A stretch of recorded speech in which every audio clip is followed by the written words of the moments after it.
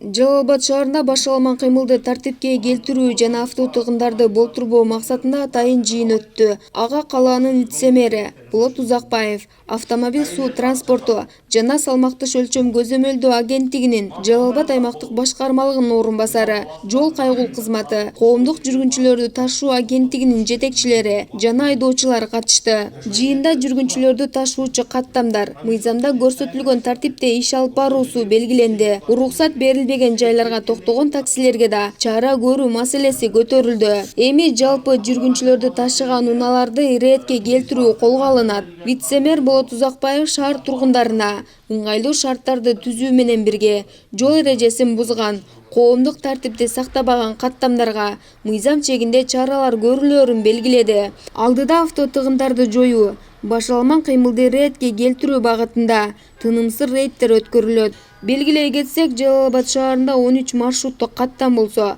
муниципалдык жүргүнчүлөрдү ташуучу автобазада 15 автобус жүргүнчүлөрдү тейлейт. Ошонун баардыгына түшүндүрмө берилди, түшүндүрүү иштери жүргүзүлдү. Мындан ары ошо кимде ким ошо өзүнүн мыйзамдан сырткары иш алып барган, жол эрежесин сактабаган, коомдук тартипти сактабаган ошо баардык каттамдарга мыйзам чегинде чара көрүлөт. Бул боюнча жол коопсуздугунун кыймылын көзөмөлдөө органы менен дагы биргеликте рейд өткөрүп тура турган болду.